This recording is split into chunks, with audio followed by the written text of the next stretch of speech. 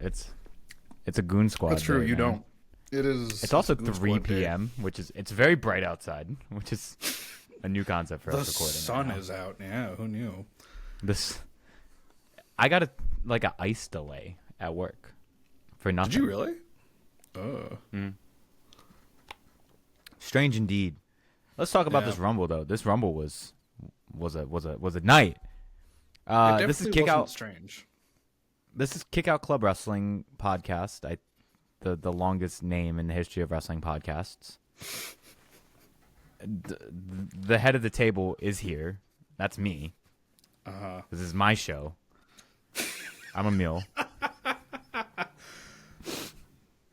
The actual I'm head here of with the table Yusuf. couldn't be here. Hi. I'm here with Yusuf.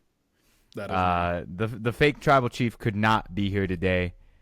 He lost his Ufalafa in travel.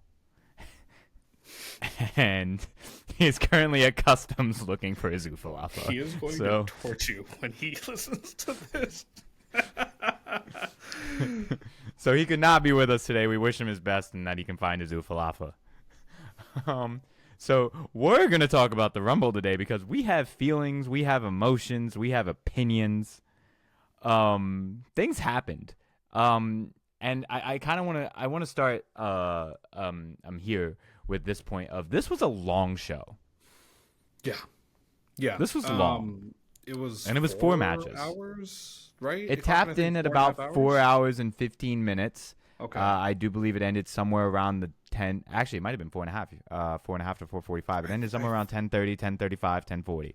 I want to say it was and this closer to started at 4.5, 6, yeah. and they were giving me the special start time, and my immediate reaction was, "Oh, this might be short because there might be UFC coming on." Was there UFC going? That I don't think there was. Maybe. I don't know. That was my thought, especially when they started at 6. So they did this with Bad Blood, and Right. there was a UFC card immediately following it. Actually, they did this, I think, with Survivor Series as well. They started a little earlier, and there's a UFC card that kind of followed. So I was curious. I was like, is there another UFC thing going on? Like, this seems like it's early, so I might actually get the rest of my night. I did not get the rest of my night. I was tapped. This was long, and for us on Netflix right now, we're only getting 2 hours and some change. And we're really not getting a ton of long matches. We're really just getting a lot of dialogue, which is fine. But this was a gauntlet. This kind of reminded wrestling fans, especially WWE fans, who have kind of gotten used to these shorter nights. This was long. Yeah, I think it's been nice having the 3-hour shows. It's like sub 4 hours, right? But for shows like the Rumble, where the match is going to be long, it's hard to fit that all in within like a 3-hour time slot, especially when there are 4 matches on the card, 2 of them being Rumbles. And if you look at the time slots they were given, if you check Wikipedia or whatever, I believe the women's Rumble got about an hour 15, men's got an hour 20, 25, I think it was. So that's 2 hours and 40 minutes of the show right there, with not a lot of backstage stuff, not a lot of like backgroundy dumb little things like that would normally happen on a show. But to be fair, we also had 2 major title matches, one of them being a 2 out of 3 falls match, and the other, well, they're both gimmick matches, right? It was just a night of gimmick matches. So unfortunately, we were expecting this to go long. I just didn't think we were going to have it go this long. Yeah, I don't know if I'm mad about it. It's just like it was like a Right. kind of like, oh yeah, this still exists, right? Because I mean, thank God we've gone away from the 8-hour shows for the most part. AEW likes to do them, but for the most part, thank God, right? But this was a gauntlet for all of us who are just not used to that anymore. Like, WrestleMania is 3 hours a night now, which is really nice. So, I definitely get this. Yeah, the nice thing too is they're trying to make Mania concise by having it be 2 nights, so it can be 3 hours a night. It just doesn't feel like a slog anymore. And they're considering doing that with other major pay-per-views now. We're getting a 2-night SummerSlam. They potentially want to do that for the Rumble in the future. I don't know if that's a great idea, but if you want to do that, sure. But yeah, having a 4.5-hour long show, it definitely takes a lot out of you as a fan. I know personally, like when we were, I was watching it with some friends on Saturday night, and by maybe 10 minutes, 15 minutes into the Cody and KO match, I was like, "Oh my god, we still have another Rumble." You know, like Oh yeah, it we were just we were felt we were we forever. were getting We were tanked. tired. We Yeah, were we we were we people were we were getting we tanked, were getting and it, tanked. part of it I don't think has to do with just length, like quality of match too. Um, and by no means, no offense to any of the wrestlers on that show because they're doing their jobs and they're doing a damn good job of it, but everything between the two rumbles, so the 2 out of 3 falls tag match and the ladder match, it just felt like it was going on forever. It also didn't help that the back half of the women's rumble felt like it took way longer. So as we're like slowly going towards the show, I think by the end of the women's rumble it was, I think 7:30 at that point, 7:45, like close to 8 o'clock, and we're sitting here going, we still have two title matches, and a men's rumble, and we all know the men's rumble is going to take forever. So lengthwise, are we happy? No, but we're not mad about it. It's just we need to get reaccustomed to shows that aren't 3 hours. So in this show that didn't go for only 2.5 hours, we started with the women's rumble. Long story to the less long is that Charlotte wins. LOL. And I just want to say, I told y'all. Yeah, I can't. I was like, wait a minute. These and at first, like we were doing these the preview show, and I was like, wait a minute. There's these promos for Charlotte, and then I went, wait a minute. They're making her this omnipotent force right now. She's like this all powerful being. Dare I say she might be on her Roman Reigns mode. Dare I say they're gonna give her a 3-year run. Dare I say it? She's winning. And she's winning this whole thing. Like, whatever she's going for, she's winning. I don't. I don't want to say she's winning at Mania, but unfortunately, you have to side with the reality of the situation. And the reality is, yeah, all the video packages scream like God mode Charlotte is returning. When she came back at the Rumble, she gets the full entrance, she gets the pyro, the the Ric Flair robes are back, right? And so much of everything in the Rumble revolved around Charlotte after she got into the ring, right? Because you have other names that are coming in, but everyone's going after Charlotte. Charlotte is going after others.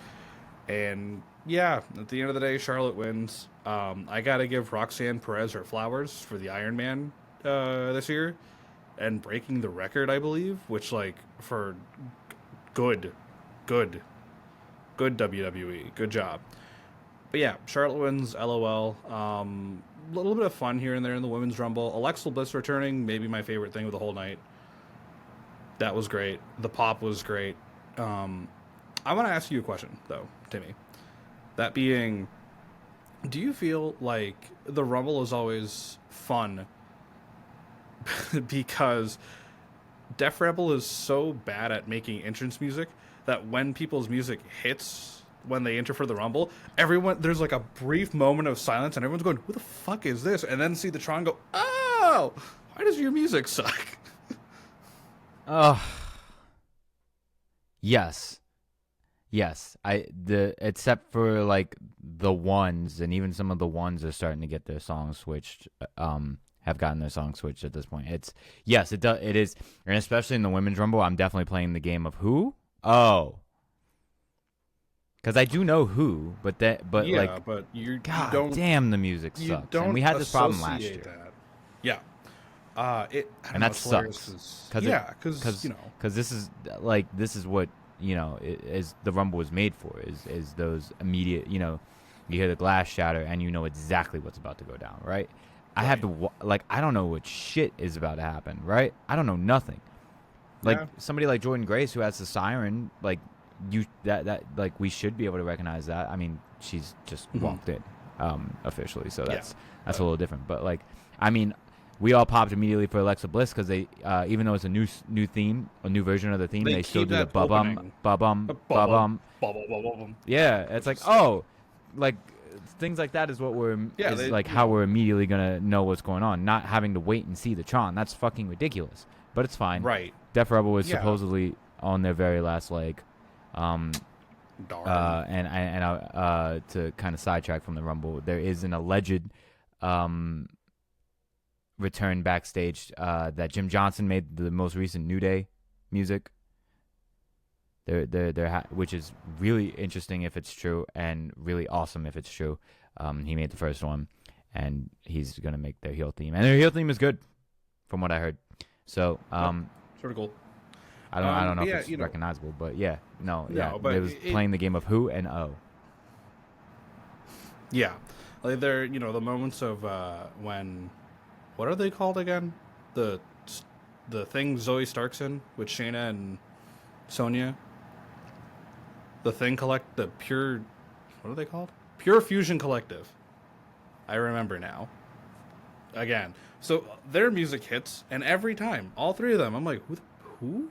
Ooh, oh, okay. Your music sucks. Ooh, oh, your music still sucks. Ooh, oh. I also I do want to appreciate the surprises and returns at the Rumble. Like Jordan Grace, not really a surprise. We all knew she was coming. Alexa coming back, love that. Crowd went crazy. Trish Stratus, of course, coming back for her little one-off return. We always love that when Trish is back. Is it just me, or was the crowd kind of dead when Nikki Bella came out at 30? Oh, that crowd didn't like her music hit, and it was just that crowd did not. We're gonna pop. We're gonna pop, especially if you're there live. Like all right, exactly. But no, that's not what we wanted. I think the whole world can acquiesce that we wanted AJ. Yeah, we're still waiting. She's still either she's really holding out on us, or she really isn't coming back, and that both sucks. Yeah, that sucks. No. That does suck, because they even gave us the pause. We were like, ooh. Yeah, exactly. There was like a brief pause, and everyone was, and no. You could kind of feel all the air gets sucked out.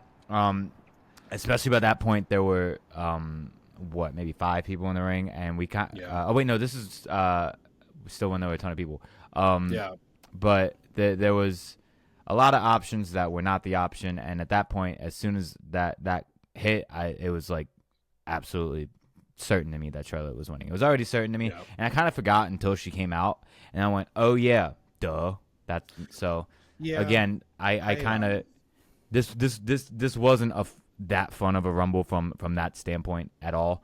I think there are spots that I like. I loved Roxanne. I was watching with some friends who I would describe as casuals. Casuals are people who are just starting to get it. They don't like it, but they're starting to get it. And because of that, like this really took the wind out of my sails once this hit, and I was just like, ugh, I can't do this with this Rumble. But Roxanne was really good. Jordan Grace coming in is obviously normal. Nobody was surprised there. Alexa Bliss is obviously the pop of the night, in my opinion. That was huge, especially with all of those rumors coming out that she wanted a big bag that she doesn't deserve. Not because she's not good, and not because she's a woman. Let's get all that right out the way right now. She just doesn't deserve it because she doesn't draw like that. That's just what it is. She's not Becky Lynch. She doesn't earn Becky Lynch money. No, but she's still great. I don't know any other way to say that. So that was really interesting that she came in, and it was really interesting that Michael Cole basically threw the "aha, we got you." That was cute.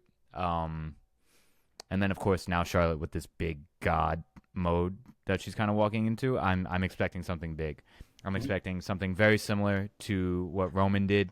Again, there is still the conversation of them wanting to update their record books. Right now, Moolah is still the longest reigning women's title holder, but they don't mention her by name anymore.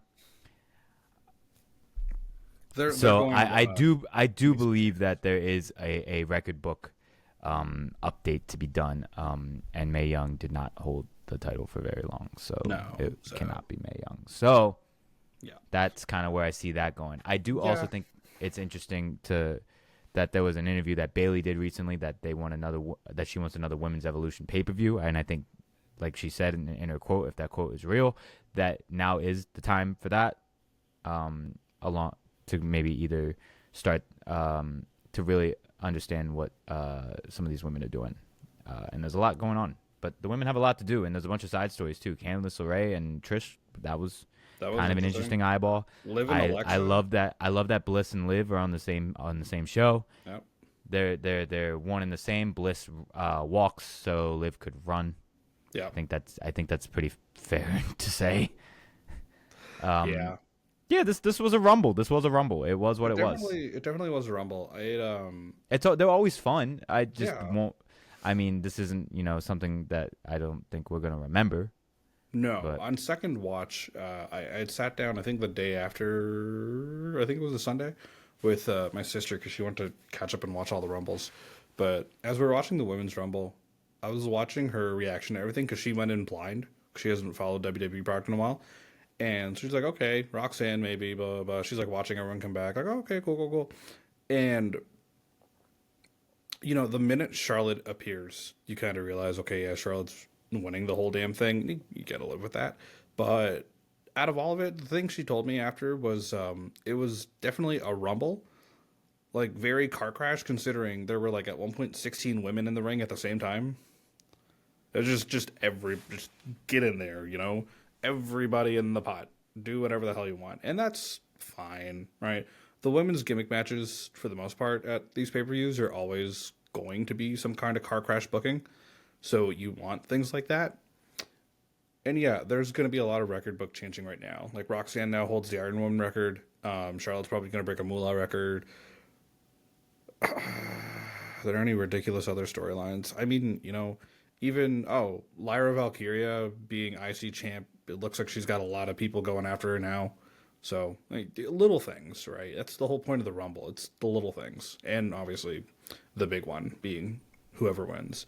But, yeah, still, it's a Rumble. It was fun. I wouldn't maybe put it top 10, but, there's only been 8 women's Rumbles, but you get the idea. But, yeah, it was definitely a Rumble. Clocked in at, I think, an hour and 15, and we just carry on with the show. Speaking of the little things, this DIY MCMG match. That was definitely a tag team match.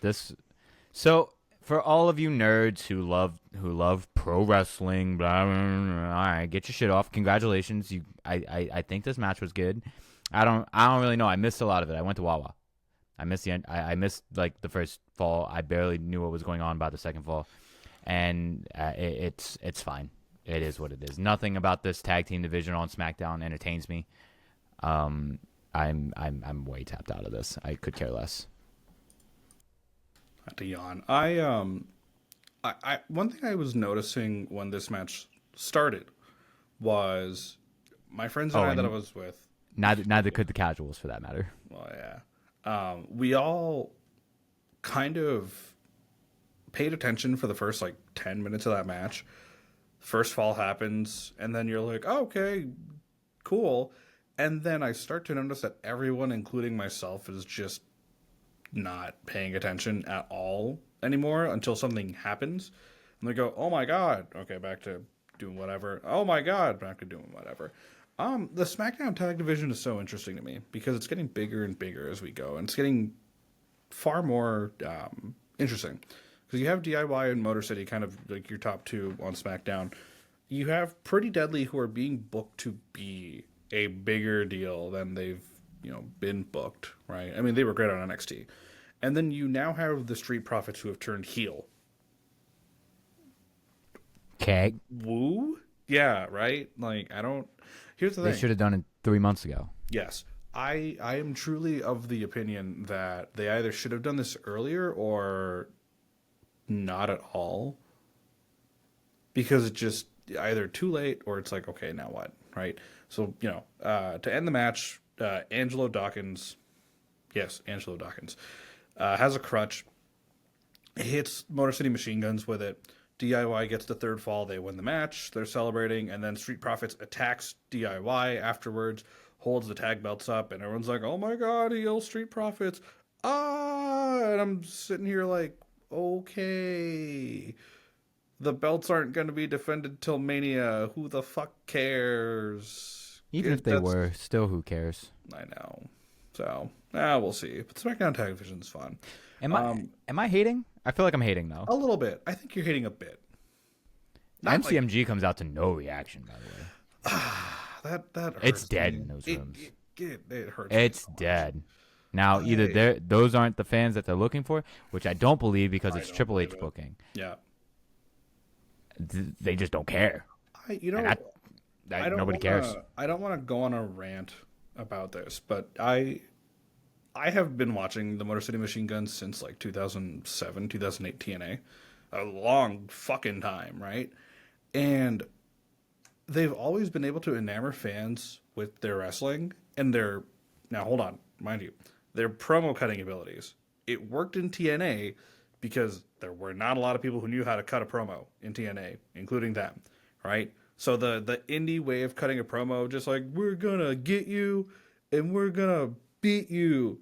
It works in it works in the indies, right? It doesn't work in WWE. It does not work at all in the WWE. And I love Saban and Shelley to death. And they're incredible tag workers in ring. They're incredible storytellers in the ring. On a mic, and I think that's what's killed the vibe of the Motor City Machine Guns in WWE, is that they can, they do cool things, but the fans aren't invested enough, mainly because they're just not good on the stick. You know who killed the vibe for them? Solo. Yeah. In like week 2. In like week 2. After that, it was done for. I was like, oh my God. I was like, not only are you going to like give them mic time that they probably shouldn't have, you're going to give them mic time and then let them get clowned on the mic. By Solo. Who is really in no position to clown anybody. So yeah, that's best member of that family on the stick. Yeah. So like Sixth? that's bad. Yeah. That's really bad. This was a tag match I thought was going to be like a banger, and it was definitely a tag match. There were definitely 2 out of 3 falls. DIY wins, LOL. There were ladders. The next match. There were, and we were going to talk about that because the ladders were fun. Someone died. Well, ladder match. We have Dusty's son versus Cody Rhodes. Thank you for reading the title. Kevin Owens and Cody Rhodes in their big blow-off match. It's a ladder match. Both titles are hanging up on the coat hanger, and you have to retrieve the coat hanger to win the match. Let's just remember that. Okay. Yeah. So, I like that this match had ladders and just ladders. This was interesting. So, we've talked about Triple H and his integrity to matches, and then he does something like this. Fuck yeah. Yeah. Into it. So into it. I was like, this is awesome. I've not seen a single fucking thing that wasn't a ladder. Cool. All right. Yeah, now, great. This match was slow. Yeah. Very slow. Like bloodline slow. We were slow. A little too slow. And both of these guys can move a little faster than that. And neither of them are really working that kind of heel, so I kind of didn't understand what that was. Okay, whatever. Cool. Once we started actually breaking ladders and stuff, both these guys are crazy as fuck. Yeah.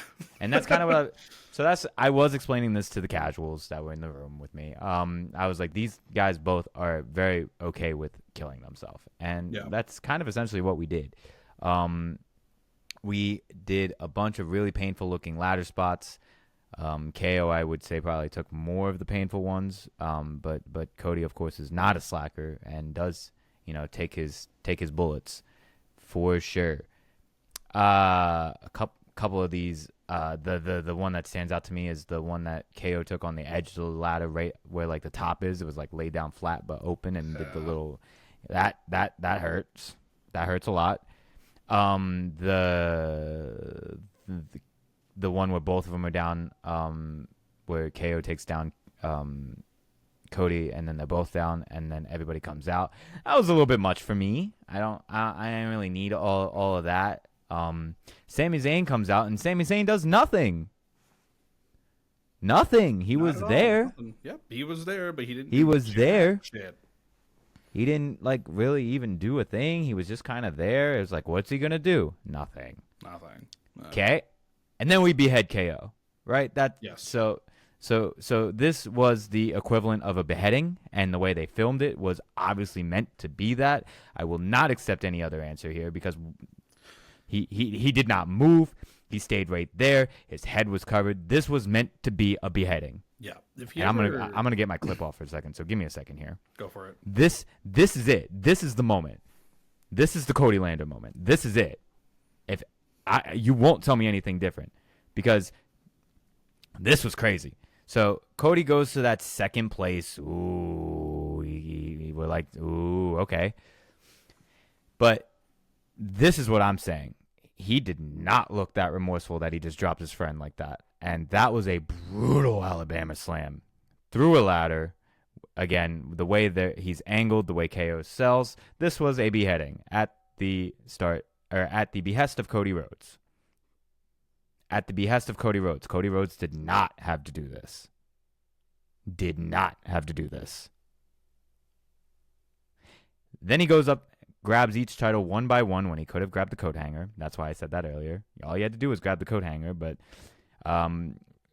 doing one by one, first grabbing KO's title individually and then grabbing his own individually after beheading KO says something to me. Also, the crowd did not like that he beheaded him. Let's talk about the actual reactions that happened in the match and after. I'm ignoring the woe. They're always going to woe. We're always going to woe. It's kind of the same thing of like now, like Seth Rollins is being a heel to people we like, but we're still going to sing the song. So don't give me none of that. You know who you are. Because I think I know what your argument is. My guy who forgot his ufalafa at the airport. This is it, though. And it's furthermore it when he goes back to brag on top of the table that he had just beheaded KO on. He did definitely not have to do that. And the crowd at this point, he's getting a mixed reaction. Cody's response is mixed. He can get a pop and he'll get the whoa. But in the match, when we're telling the story that we told in this match, he was getting a mixed reaction. They booed that Alabama slam. There was a boo, and it was loud.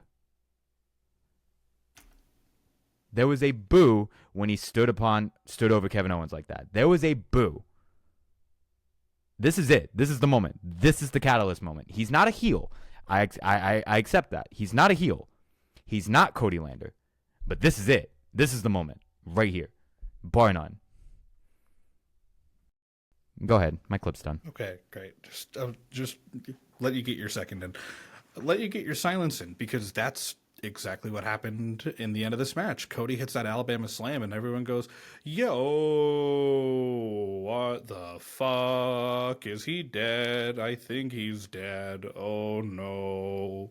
And, for casual fans that are watching, they're going, oh, my God, Cody, you're like the hero of the company. Why would you do this? Everyone else is going, he's coming. He's here. Because that's what we're waiting for, right? We're waiting for Codelander. And, Cody hits the slam, goes back, climbs the ladder, grabs the titles, and you can kind of see there's this look in that man's eyes when he knows he's done wrong, but he's fully accepting it and just basking in it anyway to a cheer from the crowd. He did this when he was in New Japan a lot, when he was in Bullet Club, especially during that early Civil War time with Kenny Omega.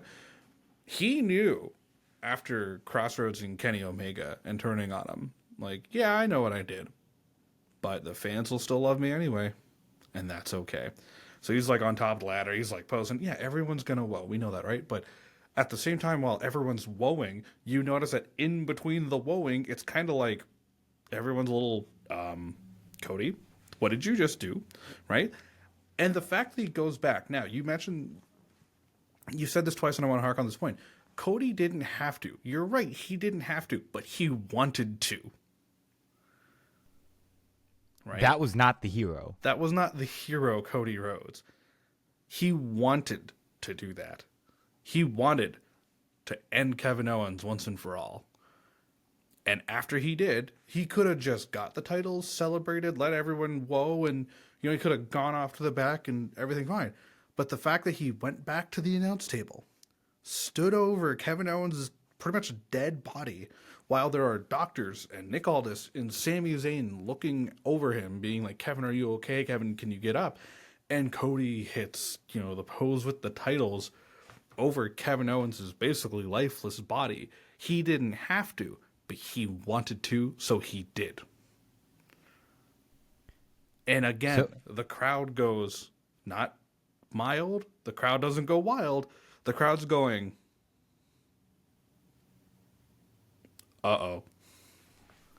It's coming.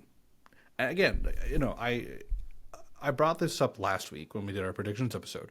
This is not the turn. You just mentioned this, obviously, right? This is not the turn. This is the catalyst.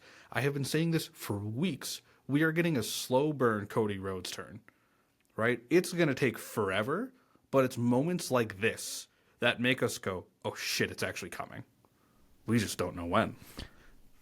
There was the spot. There was an uncomfortable murmur starting somewhere around the ending points of this match. When all the big ladder spots started happening, there was an uncomfortable murmur. Yeah. They didn't all the way cheer Kevin Owens putting down Cody, and they did not all the way cheer Cody Rhodes. That is not what happened. No. I guess my response, because I kind of thought of a point here of well, KO attempted to end his career, right, with the little with his package pile driver, fuck up his neck, blah blah blah blah blah. I don't really give a fuck about that point. We saw a wrestling beheading. I'm staying on that point. This was a beheading. This was this is beheading him from the main event. He's gone. Oh yeah. It reminded me of what game is it? It's God of War 3, if you've ever played it, or if anyone we know has ever played it. There's the part of the game where Kratos has to fight Hercules in a fist fight, and what ends up happening is Kratos basically takes the ground below Hercules, shakes him off it, crushes him under it, and just starts beating the shit out of Hercules in the head until finally everything collapses into the underground. You see Hercules' body floating above the water, but you realize his head's not there anymore. This was that. This was God of War and fucking Homelander, basically. And this is exactly what we are expecting. And he's going to keep doing the same thing. Yeah. We're going to stay the course. We're staying the course. And the reaction's going to change. Yes. He's the hero in his head. He's the hero, and he will always be the hero. But to everyone else around him is starting to see, he's not. He's starting to show that he's not side. The hero. Yeah, and I'm a big fan, and I'm a great fan. Oh yeah, I'm a huge fan of this. This is what I want. This is what I want. Exactly. This is, I think, what we've all been kind of waiting for, because we knew he was going to win, be like the big baby. Which we needed to get to this. We needed to get here. We needed to do all the things that we needed to do to get here. Would I have accepted this in June? No. I wouldn't. But now, yeah. One of my actually two things I want to bring up, but the first one being that Cody being the top babyface of the company. Yes, I know. Oh, merch sales. If he turns heel, he'll still sell regardless. It's fucking Cody Rhodes, right? Roman was a heel for the last 5 years, and he was the number one merch seller of the company. I don't want to hear any arguments about that. But Cody does heel things that doesn't make him a heel. It doesn't have to, but we're getting close. Again, I bring up the John Cena arguments all the time. He did some pretty heelish shit to win big matches. Did anyone say there's a Cena heel turn? No. But he did, right? The second thing, and this kind of harks back to something else I brought up on the predictions episode, is that we're going to start seeing this from Cody Rhodes against big opponents, right? So we saw this kind of against AJ, where he crossroads him on a chair, but the ref wasn't looking. Now we see this where he literally killed Kevin Owens, right? We're going to start seeing this against like the big name opponents, the guys that could prove to be a threat to Cody being the hero of his own story. One of my favorite quotes I have ever read regarding Cody Rhodes in the last year now is, I want to say it was either after he had won the title or after that first or second match with AJ. And it was from Bully Ray on Busted Open Radio. Cody Rhodes is not the Luke Skywalker in this story. He thinks he's Luke, but he's actually Anakin. He thinks he's the hero, when in reality, every one of us sees that he is slowly but surely turning to the dark side. And at some point, he will be gone. He will fully turn, and that's when all hell breaks loose. As to when that is, again, it's all speculation. We don't know, but the fact that he literally murdered Kevin Owens means we're getting there. We're getting there. Wow, the ending points of that match was so good. Oh yeah, so good, so good. Love that. And I can't wait to argue that next week. I know, right? I'm so excited to hear you two bicker about this. There's gonna be some bickering. Oh yeah. Because I know we fundamentally disagree, and it's absolutely gonna be a great time. It'll be fun. I'll keep keep Cody in the back of your head. Okay. But we are going to move on. We're going to move on to the men's Rumble match, and we start off with the number 1 entrance of Rey Mysterio, which I thought we were going to get Dom, but even cooler, we got Penta, and Penta would end up being not only the starter, but the Iron Man for the match, which is really good for him, by the way. Right? You want to talk about believing in someone? That is like it, right? That was it, and like and hot that debut on Netflix to kick off a new era of your television program.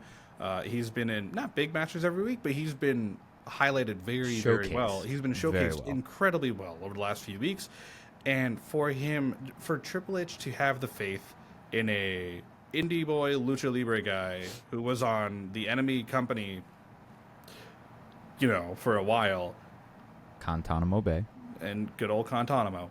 And for him to not only start the Rumble against his hero in Rey Mysterio, but for him to have a good showing in that Rumble, for him to be the Iron Man of that Rumble, is in the biggest crowd he's ever been in front of, I'm pretty sure, is a huge deal and such a great way of showcasing a talent like Penta. Good for him.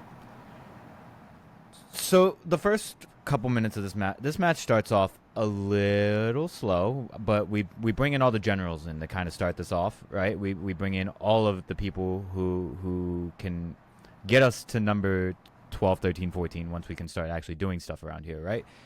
We get all those kind of people to come in. We got Ray, we have Penta, Chad Gable comes in, Carmelo Hayes comes in, and we do a lot of good chain and technical wrestling and Royal Rumble wrestling. We all fuck up Chad Gable, which is always a fun time to watch him sell. But Otis gets a little bit of his fun. And then we start getting the bigger names in here. Braun Breaker comes in here. Sheamus, and then we get the first really fun moment of the night, post killing Chad Gable again. We get the moment with I Show Speed, so we bring out Akira Tozawa to save the day, which everybody knows that shit ain't going down. Shout out to Akira Tozawa though, he plays his part well. Carmelo Hayes slaps him in the face or hits him in the back of the head, one of the two, maybe both. And all of a sudden, Tozawa cannot compete, and we move to the back, which, of course, now we're just exposing Gorilla constantly, which is, I guess, fine, whatever. Take him to the back, and Triple H is like, well, we need somebody. Oh, hey, look over there. Speed, come here. Speed, you're in the Rumble. Speed, you're in the Rumble. Of course, always loaded with a graphic is WWE. Speed in the Yeet Speed t-shirt. Yeah. Getting the Yeet Speed Tron. They definitely took the J template and just copy pasted, changed it to red, and changed it to I Show Speed. There's Yeah, I no think it way. said Suey on his shirt, right? Yeah, I was Yeah, like, like what? I was like, come okay. on. But all right, whatever. So Speed comes in, and for those, Speed is very athletic. Like, let's get this like straight up. Like, he's very athletic. He's very popular right now for like doing all these really athletic things with really athletic people. So and beating them at some of them at like their own game. Like he's super freakishly athletic. So throwing him in the Rumble is totally okay with me. I'm just glad it wasn't Kai Cenat or Mr. Beast. Yeah. I do like that the little graphic at the bottom. His highlight was getting RKO'd by Randy Orton. I was like, yo, y'all are so stupid, man. I was wondering when he got in there. I'm like, okay, they're showing the graphic that he got RKO'd, and people had talked about that spot that apparently he got like actually hurt because Randy kind of stiffed him. I mean, he also barked at him. I hope he also him after did that. bark at it. Yeah, I don't blame him. But that happened, and I go, I wonder if they're going to do that again to Speed. Not RKO him, obviously, but like I wonder if like he's going to get murdered. We crushed him. And then he did get murdered.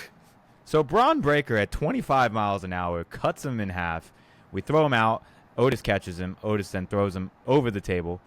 Gnarly elimination. Sucks for Speed.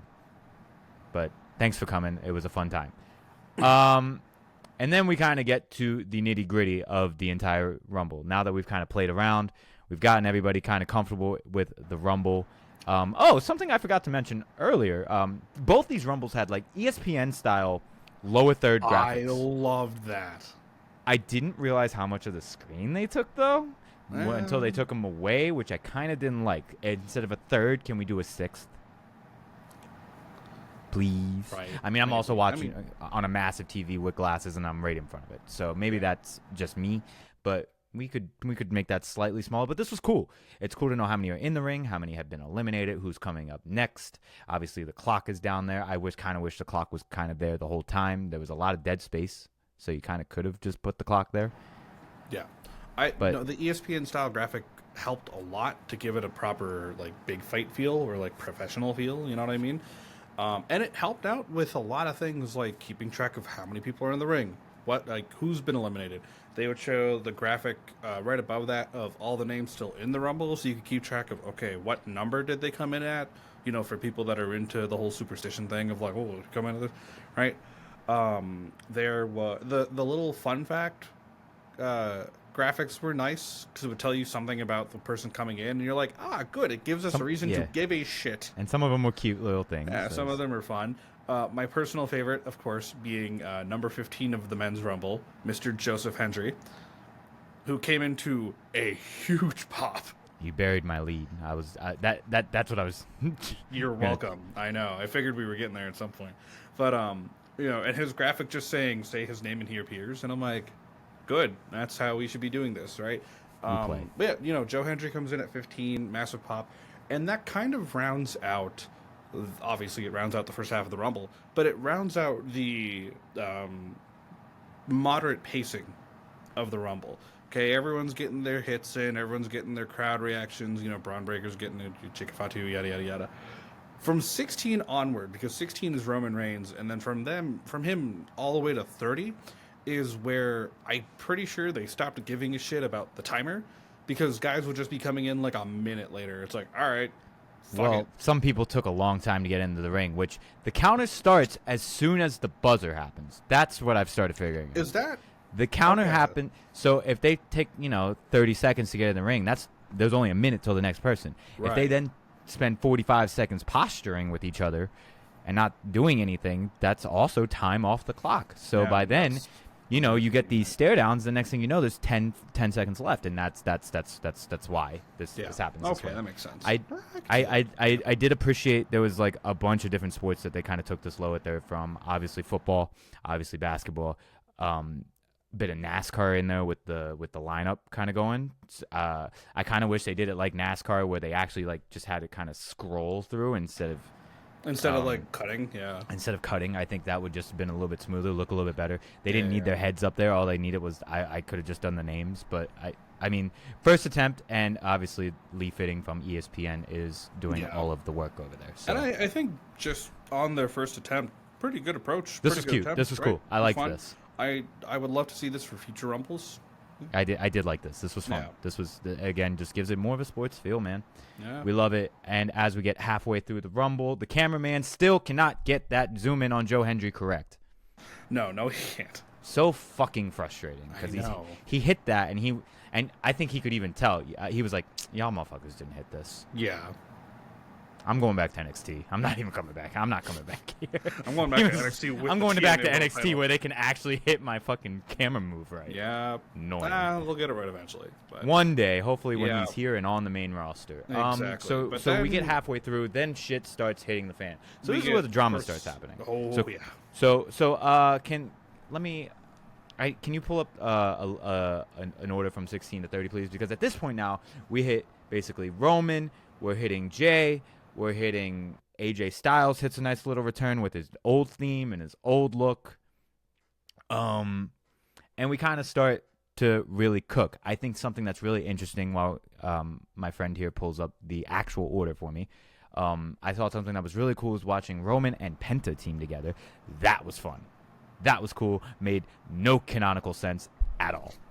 And I Nothing want it. needs to make sense, and that's fine. Nothing All right. made canonical sense about that, and I love it. Put it. Can you put it in chat? Because I want to kind of. Where do you need this? Can you put it in the chat? Oh, sure. Can you send it to me? I want to see I mean, this. I'm just reading it off. Okay, fine. Technical difficulties we have. So, Roman at 15. Joe Hendry was 15. Roman at 16, followed by Drew McIntyre, Finn Balor, Shinsuke Nakamura. Drew McIntyre's the big one of that. And then it's Jey Uso, AJ Styles, Strowman, Cena, Punk, Rollins. Like, it is Yeah, so this big is where names and then a couple in betweens and then just this is stacking so, it. and especially once we get to Cena, right? So Cena comes in, he comes in at number 23, which of course the GOAT LeBron number, the former GOAT MJ number. Yes, I'm being serious. I'm not trolling. Which is really cool. A lot of people guessed it and put money down that he would be number 17, which was also a fun number for him, as he's currently going for 17. I do like him at 23. I loved his little nod to the '08 Rumble with his little stance there that he did for a couple seconds. Then, of course, he came up. Very visibly emotional. Had the Colts last time as now gear for Indianapolis. And here we go, man. And bald spot and all, vascularity and all. And here comes Mr. We can't see him. His acting chops are interesting because of how much now he does it in wrestling. It really threw some of my casual friends off through a loop, the way he kind of interacts now, because he's overly cartoony, but it works for him. Because nobody else could do it in that style or that way other than Cena. But that was something people pointed out, that he looks a little weird and is moving a little weird. But he doesn't do this anymore. It's just age, right? It's just age. He's getting away from the business. He's focused on like being an actual actor. Yeah, he doesn't move the same way he used to, but he still knows how to pull a crowd in. It was so fun, and it's so emotional to watch all of this go down, and it's very exciting to watch Cena. There is something I do want to talk about though, and is that the back half of this Rumble was fun because it's just, every big name shows up from 16 onwards, right? It's all outside of like Finn Balor and that, but like main event guys. Like all the big names that we've been seeing cut promos on each other and kill each other for the last few months are all entering the Rumble one after the other, or like within a couple people after the other. And I wish they had a little more time to sort of, for fun, really, just poke at like little historical things. So, there's the stare down between Roman, Punk, and Cena. And I'm like, give us a Punk Cena moment. Just one quick second. Yeah, That's all we didn't need, get right? the individual But one. they didn't get it. Rollins comes out, but then you see what I love though is that Rollins comes out and it cuts to Roman and then Punk both being like, This motherfucker. And you see Cena Right. just jumping up and down Yeah, in and the Cena's background. like, oh my God, Seth Rollins. Like, Cena's just like, hey, someone who may not kill me. there was Um, that. It was so interesting to see how everything was going to intertwine because we talked about this before that right now the big sort of like overarching storyline in the WWE is either you're obsessed with getting the world title or you're obsessed because Roman Reigns wronged you. And a lot of people literally, are in the latter. literally. A lot of people, right? So as we edge towards the last third of this Rumble, we're hitting Drew McIntyre gets eliminated allegedly early, but I doubt it. I don't really buy much hype into that kind of stock right now. Because Drew is obviously a master troll right now, so that's like the gimmick. So him walking out makes actual total sense and probably was part of the story because he probably really did it, but I think that was all a ploy. AJ Styles at some point gets eliminated by Logan Paul as we kind of edge into this back part. Cena comes out, Punk comes out, and I literally am sitting there with my casuals, and as it hits 0, I go burn it down with Seth Rollins music because I knew exactly what they were doing, which was really fun to kind of get their reaction. As somebody who watches the product week in and week out and doesn't just watch PLEs, it rewards you for kind of knowing what's going on. We get into Dom. We get into Sami Zayn, who didn't do anything earlier. We have Damian Priest, LA Knight, and then to round out this Rumble, we had Logan Paul. Didn't do as much as I thought he would. No, but he got the Kofi spot this year. Logan gets the Kofi spot, jumping off the apron to the table, making it to the table. The table is now reinforced, so it won't break under his skinny ass. And then he jumps back over to the steps and eliminates AJ Styles. From here, we get a ton of movement going on. Punk takes out Paul. Rollins takes out Punk. And then from there, we have Roman and Seth and Punk on the floor on the outside closer to the commentary table. And here's where more drama ensues because now we've lost 3 huge winners. Did you say Punk took out Paul? Punk took out Paul. I thought and then Cena Rollins took out Paul. It says on here that Punk took out Paul. No, Punk got taken out by Paul. Because what happened was... Eliminated by. Sorry. Yeah, so Seth and Roman are doing their thing, killing each other. And they're on the ropes. Punk realizes this and is like, fuck it, I'll just knock both of them over. Yeah. Punk eliminates Roman. Then Rollins eliminates Punk. Yeah. And then anyway, these three are on the floor on the outside. That's the story here, right? The story is now these three massive winners and massive opportunity winners are now out of the match. Drew's already out, so we have lost now 4 huge stars in the span of about 3 minutes. Yep. That were all viable options for winning this, right? CM Punk and Roman have words exchanging how we just teamed up a month ago. Survivor Series was November. That would be about 2.5 months ago. Thank you much, Roman, for playing the game. But it's no pun intended.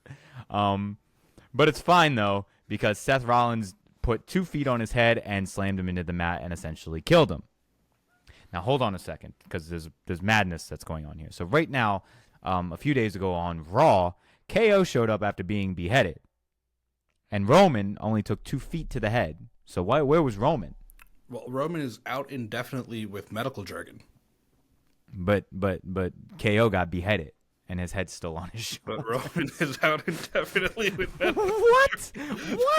What? The inconsistencies because contract. I got it. Roman's contract says he's not showing up. I got it. I had that realization when everything happened because I saw the update and they're like, Roman Reigns is out indefinitely. I go, oh my God. And then I can't keep up on Monday Night Raw, so I have to watch it after. But I didn't know what was happening in real time. So when I saw the group chat, it's like, oh my God, KO. And I'm like, KO? The fuck? Didn't he die? Shouldn't he be off TV? No? Okay. Fuck it. Vengeance fuels him, I guess. Anyway, Roman gets killed, not once. And then CM Punk and Seth Rollins continue to hockey fight until they go their separate ways. Punk goes through the back way to get backstage, and Rollins Looks goes heated up and goes the straight to Paul Heyman. stage. Paul Heyman is there watching. Punk whispers to Heyman, but we don't know what they said because they didn't have him. They had his back to the shot.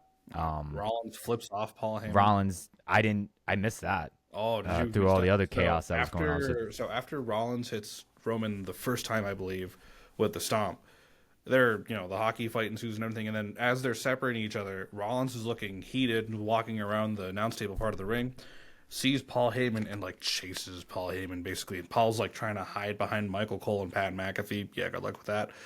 They get into some kind of little spat about something. Rollins flips him off and then leaves, but doesn't get before he sees Roman on top of the steps and goes, one more doesn't hurt. And then stomps Roman on the steps, and then he's gone. And Roman is dead. So that's interesting. Yeah. I don't want to say triple threat because that doesn't for what, but also anyway, I'm gonna let that one cook. I'm not even gonna touch it. I'm just gonna, you know what? I'm gonna follow my friend who lost his ufalafa. I'm gonna let that one go, and I'm gonna let him cook because I don't know. Fair enough, right? Fair enough. They've given me my information, and I can't do anything with that information because I'm lost. So I'll let them cook on this one.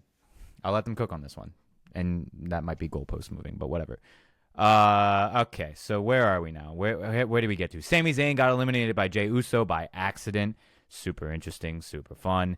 They may have a little thing coming up as well if Sami is not too busy dying by his friend who lost his head. We move on. Damian Priest gets eliminated by LA Knight. LA Knight eliminates Styles. And before Logan Paul did his little spot that got rid of AJ Styles. At this point now, somewhere, somehow, some way, we have made it down to 2. And at this point, with Logan Paul being eliminated by, I want to say, John Cena, we now have 2 left. And Jey Uso has somehow survived to the bottom 2. Now, everybody and their brother, don't lie to yourself, was looking at this and going, LOL, Cena wins. Yep. Everybody and their brother was doing it. The casuals did it. The marks did it. And guess what? We're all okay with that right here. LOL, Cena wins works here. Yeah. Because that's the story we're telling, right? That's the story we're telling.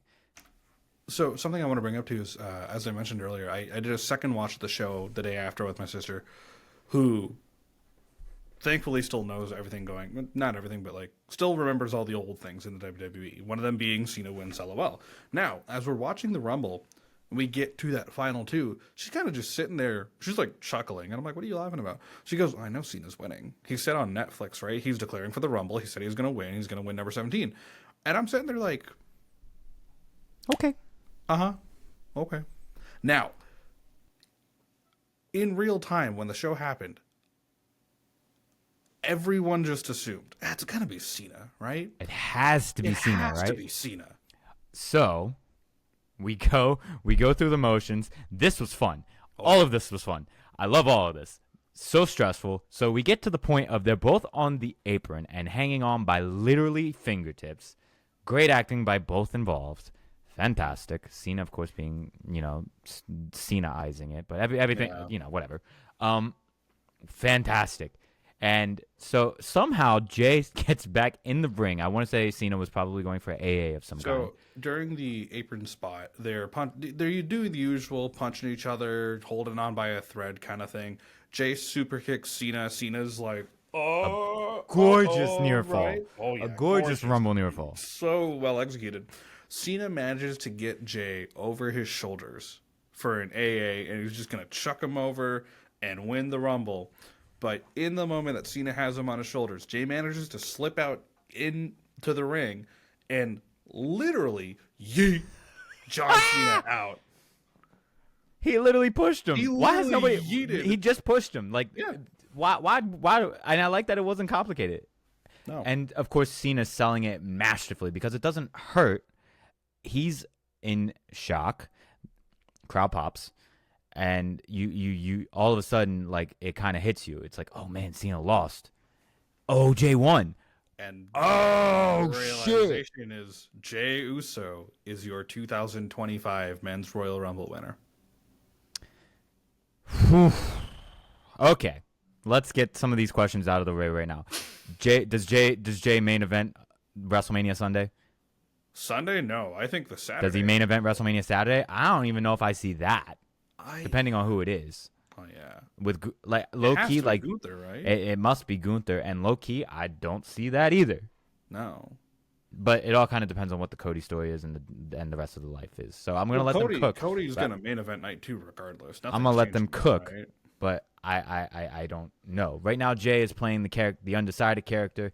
There have been, of course, the memes that The Rock is going to come in and do the Cody move, but this time Yeah. with somebody who we're okay with taking the spot, which is just nasty work. Um, the prospect of him and Jay, of Jay and Cody is exciting.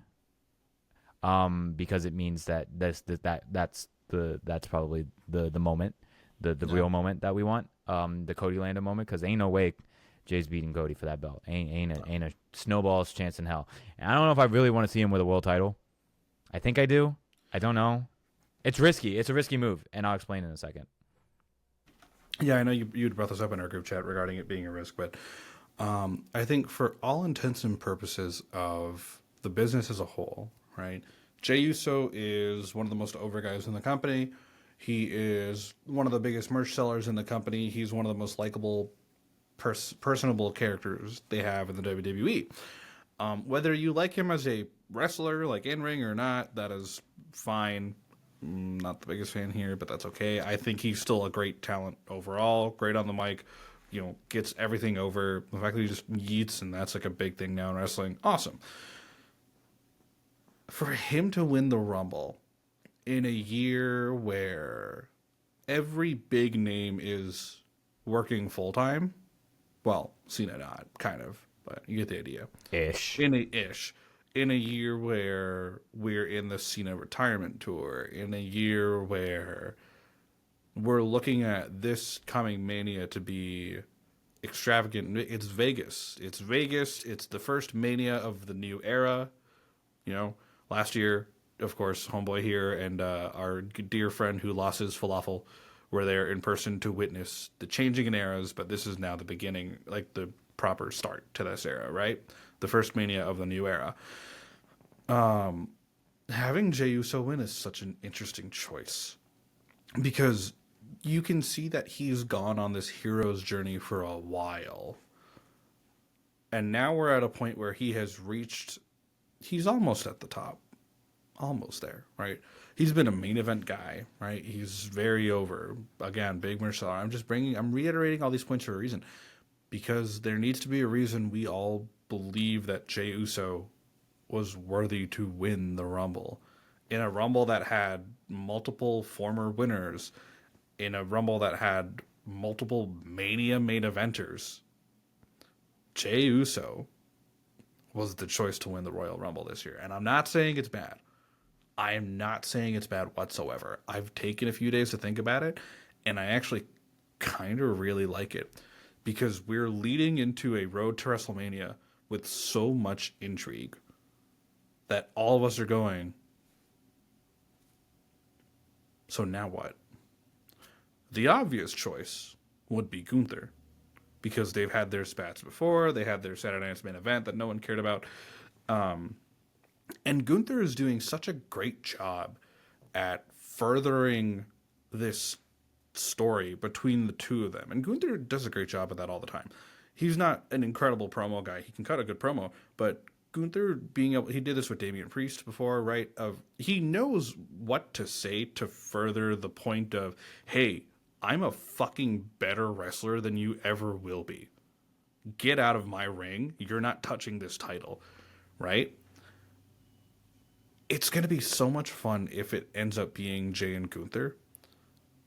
Does it main event a Mania night? I think it should.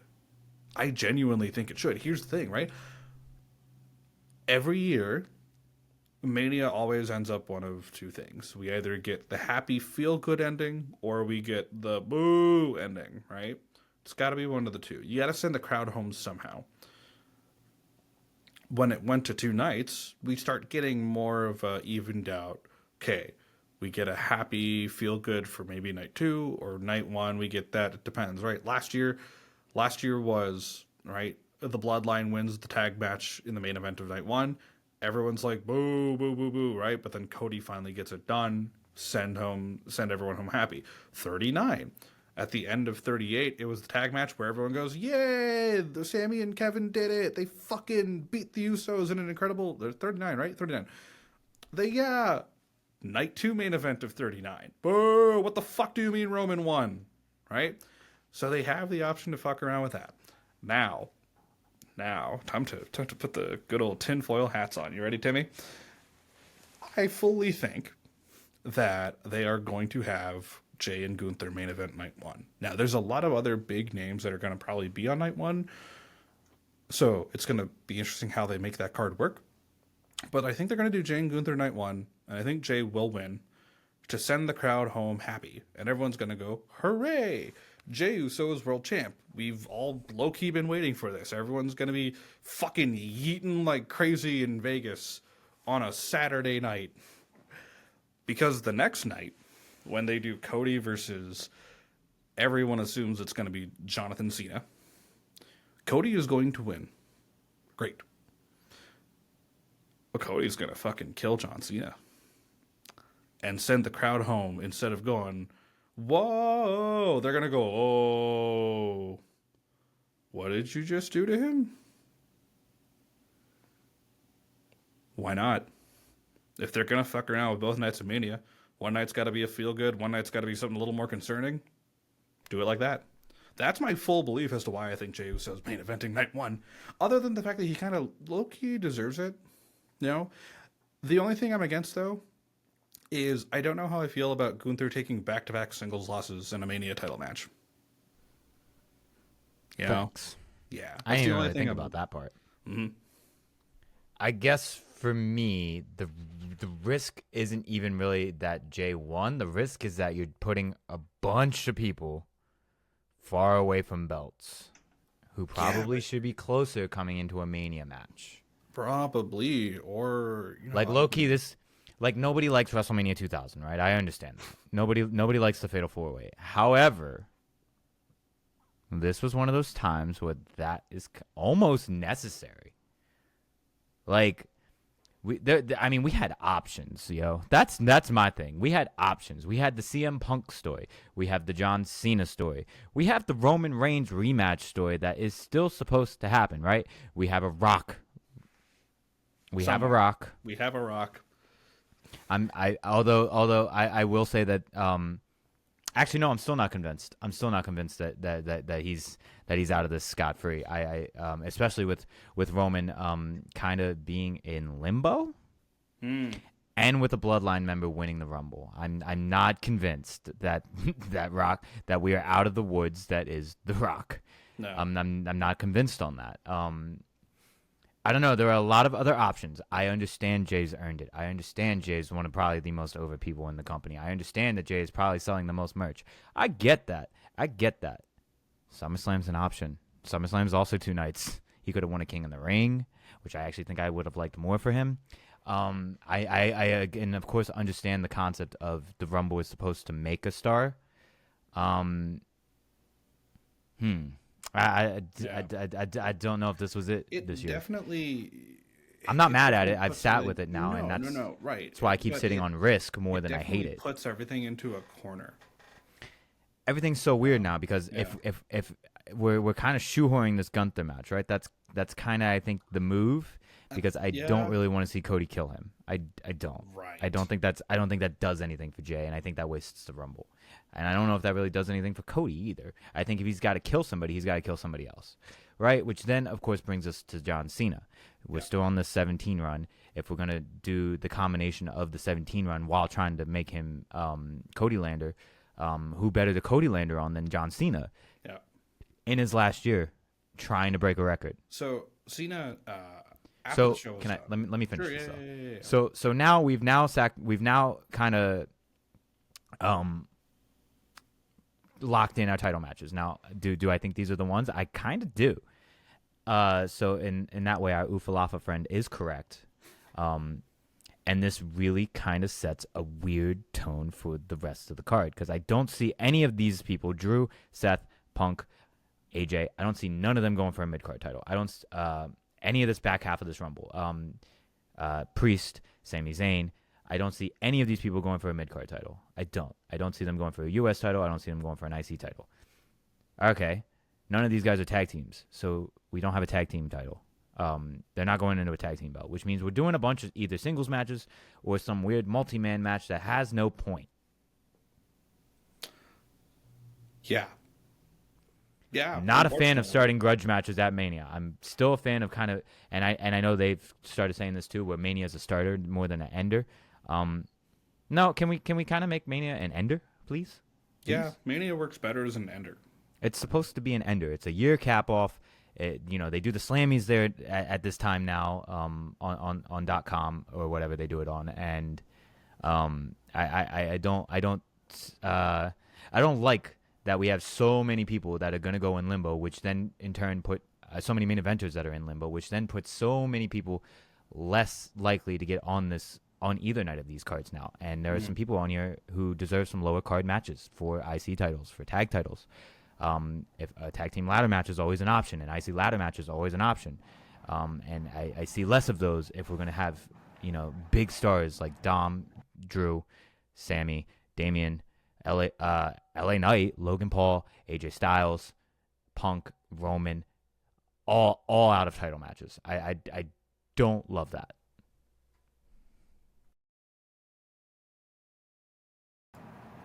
Stupid mute button. It kind of backs everything into a corner, and I don't want to see Punk not wrestling for a world title at Mania. It's been long enough, It's been 10 years and change, and him never going back to a wrestling company in 10 years. But I don't know. There has to be some.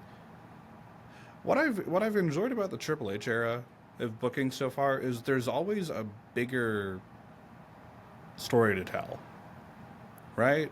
And there's always something bigger that we don't realize yet that they're working towards. And I feel like there's something bigger here with Jay winning the Rumble. Now, what you do with Cena with Reigns and McIntyre and Rollins and Punk and all that. I kind of hate the idea of putting 3 of those guys in a triple threat, but then I sound like a hypocrite because, well, actually, no, I don't. Let me rephrase this. Because a few months ago, we were talking about the potential triple threat between McIntyre, Rollins, and Punk before the world title. But we were like, how are we going to get the world title on one of them going into Mania? Is Gunther going into, things like that? Now that we know fully that Gunther's going into Mania as the World Heavyweight Champion, then we have to go, okay, so do we still want to do McIntyre, Punk, Rollins because they still hate each other? No, but everyone still hates Roman. Okay, so then what's Roman going to do? And there were talks of Roman versus Punk, just one-on-one. We still don't know what the favor is. Rollins and McIntyre have no reason to kill each other other than McIntyre's like, Rollins, you're a coward. How dare you not help us try to beat Roman Reigns? But if you're putting him in a multi-man match, sure, make it mean something. Like, yeah, you're getting three of your biggest names in one match, awesome. But that should lead to something, or that should be ending something, right? Like, to your point, this shouldn't be the start. This should be the end. Yeah. So unless but do we do like the gauntlet with Roman Reigns? Like, is this the Roman? No, because then that's just Roman runs over everyone. Because then what does Roman get if he? Well, I was gonna say, I mean, like this one versus all thing. Like, I mean, like, I don't know, man. Like, what fucking year Armageddon was it? The 6-man Hell in a Cell for the WWE title. I'm getting 02 or whatever it was, 04. I can't remember what year. Not 04. But do that. Have a multi-man Hell in a Cell with like all the big boys, and just do something. I don't know. Like, right? Either you've got a ton of singles matches, which takes away other moments that you might want. I do. Or you put them all in one big match, which also does what? Yeah, because then it's a multi-man a multi-tag and you're like, okay, sure. I do have a theory that I literally just whipped up in my head while you were speaking, and I don't know if I should bring it up now, but I kind of want to, especially with Tyler not being here. Sorry, Ty. But circling back to the point about whether or not Jey Uso should main event one of the nights of Mania, my point being, yeah, it makes sense that he main events night one, big star, you get the, oh, yay, hooray. What if he doesn't main event, and what if they do what they did last year, where they put the world title matches on the same night?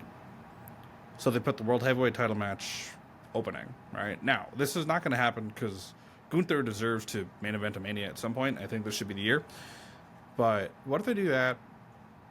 You have Jay win, everyone goes crazy to kick off the show, or to kick off night 2 of Mania, right?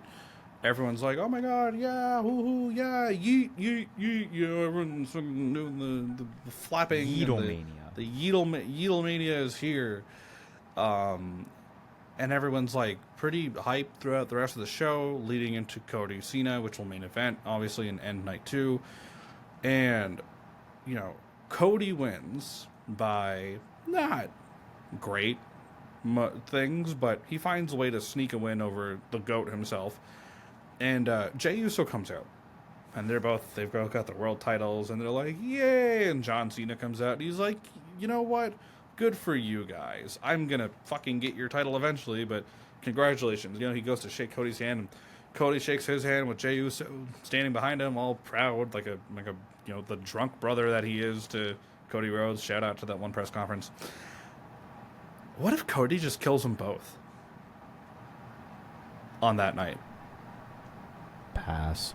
I know. I figured. Yeah. This is like the second week in a row I've brought up an idea that gets a pass.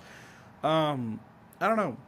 Like, great, you have Jey Uso doing that, but what do you do with everyone else? The answer, unfortunately, might be multi-man, or, I don't know, have singles matches, just split them up on different nights, do something.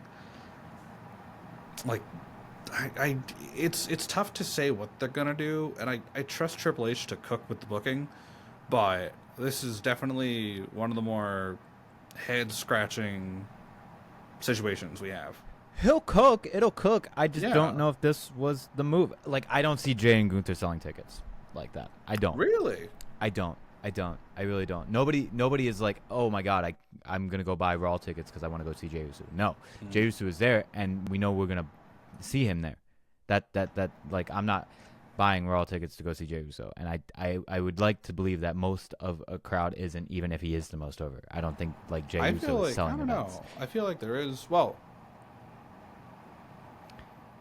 Jey Uso did not sell Saturday night's main event. no one could have sold Saturday night's main event, even if they tried. Okay, that's fair. Yeah. So I just I want to don't bring know. that up. It's interesting. I don't hate it. I think that's the part where I'm at with it. I don't hate it. I think in a year like this year, that was a choice. But now we got to live with it. So cook Yeah, for that's me. the thing, right? Like Cook we just gotta wait to see how this I'll- plays out. I'll shut up and go on the ride that The Rock is taking me on, but you gotta work with me a little bit here, man. This was an interesting choice. This was a ballsy choice. Yep. I'm just glad option 31 didn't happen. Dude, I'm so thrilled option 31 didn't happen. I was like, everybody calm the fuck down, because Yeah. something could happen here. I was like, we're going to wait until this turns all the way off, and then I'm going to tell y'all casuals what the fuck could have happened, Yeah. because this is what we've read. Yeah. Um, Well, plus, I think, I feel like if it was anybody else, there's a reason to throw out option 31, or, sorry, execute option 31. But Jay wins, and I'm like, what reason does Dwayne have to go after Jay? Nothing. And it's not against Jay, it's just against the title shot, right? But I'm like, okay. So, Jay wins, he's celebrating, everything's going crazy, he does the point and does the yeets, and at that moment, I'm like, yeah, he's not coming out. We're good. We're I was safe. like, thank God. Yeah. After 90 seconds, I was like, all right, cool. I can kind of relax. And then I was like, all right, Yeah, let me just make exactly. sure. Because I did get nervous. Because I was little. like, oh, man, if we see a 10 Yeah. a 10 counting down and everybody goes, what? Say, yo, what? Like, and then The Rock. And if I saw a countdown, I'm like, it's Rock, and I'm gonna get Yeah. so mad. But But hey, we didn't go that route. We also nope. didn't go the Paul Heyman pulling out Roman No. route, which I'm No. very very thankful for. Honestly, That's kind of not what I want to same. watch at all. Who knows what that favor actually is? But hey, you know what? Jey Uso, congrats on winning the Rumble. You are now the fourth member of your family to win a Rumble. Overall, this gets a 3.5 out of 5 for me. This whole show, I think. I'm gonna bring in some ratings here. We don't do ratings, and it's No, we don't. I want to. If we're all like making fun of best in wrestling, we're gonna switch to ratings and make fun of those instead. This is what happens. This would have gotten a here. 4 for me, but that MCMG match kind of did slow a lot of things down, and also the Cody match was slow. I'm sorry, it was slow. We got a doc for things did. like that. Yeah, it was slow, It felt longer than it should have. longer than it needed to be.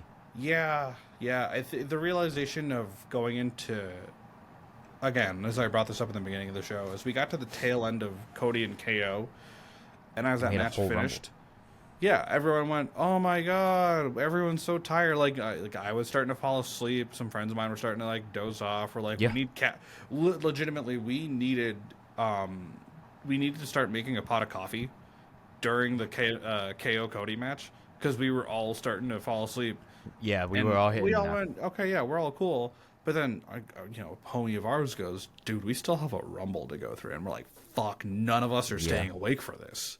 Yeah, we Like, did the same thing. Yeah, you Food kind of have food to. comas, Yeah. extracurricular comas. Like everybody was starting to kind of slow Right, the fuck exactly. down. We're starting Like to slow down. everybody, We're like, okay, everybody was starting to yeah. slow down. It was hitting 9:15, Yeah. 9:30, and Yeah. by that point we've been going for 3 hours watching this, and it's like, all right, family, let's hurry this the fuck Yeah. up. Especially once like, number 30. Like as soon as Logan Paul came out, I was like, all right, let's go. Yeah, let's go. Speed this up. We got 10 minutes, guys. 10 minutes. We got a time Exactly. cut off. Motherfuckers are trying to go to bed. Like we're done here. That's the thing, right? It's like, back in the day of when we would have to sit through 5, 6 hour long, 7 hour long shows. How did we do that? How did we do that, right? Like, yeah, there were times where at 11:30, like, dude, I remember watching. I think it was the 2018 Rumble. We watched at your place when Nakamura won. We were fucking done. We're like, dude, it's like 11:30 p.m. We all want to go to bed. Like, Yeah, everyone's man, up like, late. I'm You're like, fuck. And done like with this. back at like 11:30 p.m., like midnight. Everyone's like, I'm just gonna want to go to sleep. Like, It's all right. can this be over? It's how everybody's going to feel at the fourth quarter of the Super Bowl. Yeah, the- before the- Saquon gets the greatest rushing touchdown of all time and wins it. So If only. I know, right? Go Birds this weekend, y'all. Go Birds. I gotta Anyone support the any Birds NFC. gear? I Oops. am supporting the NFC, of course. We are supporting the NFC because fuck the Chiefs. Fuck Pat Oh, yeah. Mahomes. I love that the ref association had to come out and be like, "Oh no, we don't." It's hilarious. They're Why? like, "We Why have would you say multiple anything?" teams- we have multiple teams of refs, and they all work under different. And we would never ever do that. I'm like, why are you defending this? There's a reason you're defending this. Like, there's Oh no man, at least reason y'all are you know. defending this. And the reason we bring this up is because this shit is WWE, man. If anything Yeah. is WWE, the NFL is WWE. Pat McAfee ruined it for everybody. This shit is WWE. So not only have we seen Jay complete his story, we are watching the revenge story of the Eagles versus the history-making story of the Kansas City Chiefs. Very similar to the Roman Cody of it all, which I kind of enjoy. Yeah. I've been screaming around, the Eagles need to finish the story. Well, I'm the being such a the troll Eagles this are- week. The Eagles are very good at ruining dynasties, so maybe second time. And the Chiefs are very good at making me cry by doing the same thing over and over again. Yeah, I know. What does this get for you, this Rumble? I'm at a 3.5. I'd probably give it a 3. Yeah, Don't break I this think star rating. Like, this is the first No. time we're doing this. Don't break the rating. I'm giving it a 7. No. It gets a 6 for me. It gets a 6. Fuck you, Dave Meltzer. This is actually in retaliation for Dave Meltzer. This really is in retaliation to Dave Meltzer. Hi, Dave. If you ever somehow find this, we're not sorry for this. I probably have to get, like, realistically, I'm giving it a 3.5. I think the length of it is just what got me. And also, again, I love DIY and I love the Motor City Machine Guns. I love my good old indie wrestling bullshit. But that was slow, just uninteresting indie wrestling bullshit. You know, like even though with the ladder match, the spot like it didn't pick up until that final spot. Everything else was just like, oh my god, stop, hit each other already, Jesus. Yeah, we were walking a little bit. Fuck. Yeah, well, that's okay. We were And then moseying. somehow that night, after the Rumble was done and everyone went, oh my god, Jey Uso won the Rumble. The actual biggest news in sports happened when Luka Doncic got traded. Fucking A, man. Holy- So, if you've made it this far, congratulations. This is now turning into the Kickout Club Sports Podcast. Yeah. Because, Oh my god. Yo! I dropped a friend of mine home after we had watched the Rumble. I got into my room and I was like checking my phone quickly, seeing like reactions and everything. And all of a sudden, I see everyone stop what you're doing. Luka is going to the Lakers, and I'm like, what? And then you start seeing all the tweets pile up, and then you start seeing players saying, is this real? Can someone call Shams Charania? And then Shams Charania puts out the tweet, yes, this is 1,000% real. Luka Doncic is going to the LA Lakers. Because of fucking course they got Luka. Anyway. I This is a hate it wrestling here. podcast. I know, right? I hate it. That's all right. The NBA sucks, and it's All-Star season now anyway, so Yeah. it is what it is. That is what it is. It's All-Star season for the NBA. It's Super Bowl season for the NFL. Everybody's down in New Orleans right now. I do believe WWE is around this I weekend. think there's a rumor. Last time they got this off, but they did the Rumble so late this year that they can't do That's like the their little. problem, They right? they didn't. The Rumble they're- was a week before the Super Bowl. Last time it was 2 weeks, so they could get a SmackDown off, which is how we got all of the things that we got last year.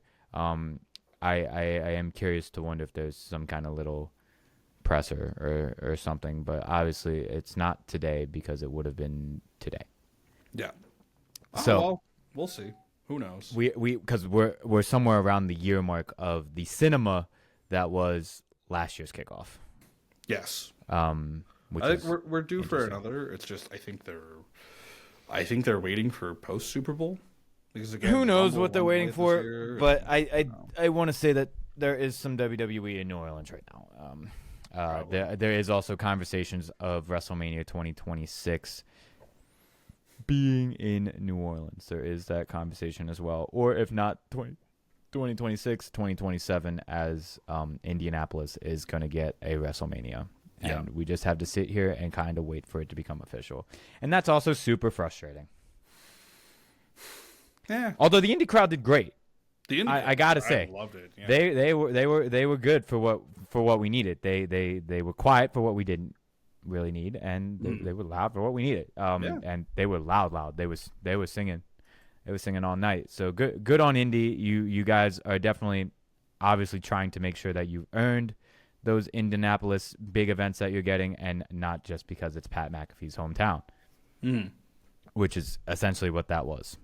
Hey Pat, thank you for all your service. We'll bring all your shit to your hometown. We'll do a favor. Yeah. We'll do a favor for you, which is definitely what it is, and it's definitely what it looks like, and they're not really trying to hide it, but Indy is trying to make a case for them being worth it, because they aren't a WrestleMania city in my eyes.